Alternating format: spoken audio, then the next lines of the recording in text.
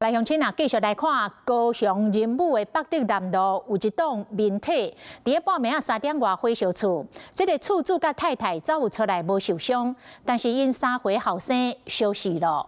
这个厝主是真悲伤，讲太太困伫个1楼，伊甲后生困伫个2楼。伊听到太太话讲碰意导火，伊遂惹到灭火器，冲落楼骹要来拍火。 发现无对同，想要搁拼起伫楼顶救囡仔的时阵，楼梯已经导火断路，无法度起嚟咯。后生就安尼死伫个火窟。囡仔妈妈是艰苦甲，话拢讲袂出来。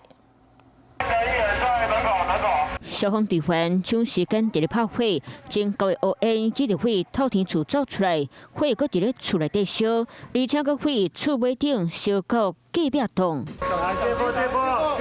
消防队员全水抢救，搁听讲有囡仔关伫咧内底，所以控制1楼的火势，赶紧冲去楼顶救人。只是这火搁伫咧2、3楼咧烧。那个2线上去搜救，然后1线往3楼去灭火。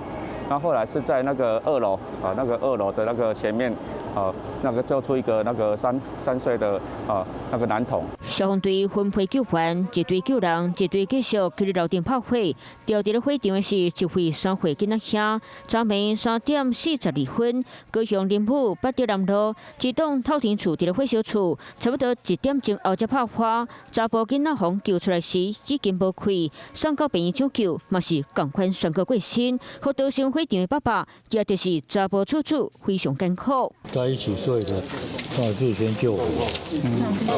不知道火来那么快了，来不及去抱他下来了。导火是2层楼的透天厝，3楼加起铁片厝。当时妈妈困伫咧1楼，爸爸和后生困伫咧2楼头前房间。导火时妈妈话碰起咧导火啊，爸爸摕灭火器冲落楼骹要拍火，想要到火愈烧愈紧。 回头要救囡仔时，火已经烧去楼顶去，规间房间烧起来，翁仔某2人赶紧逃走，煞袂好救家己的囡仔。应该是40几岁尔，老了。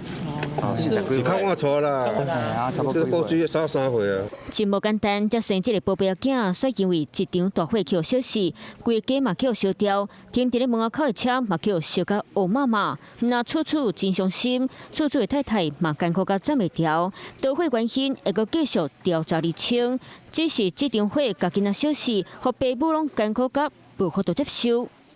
Hello， 我是陈雅玲。想要抢先掌握最及时的新闻资讯吗？赶快订阅、按赞、开启小铃铛，锁定华视新闻 YouTube 频道。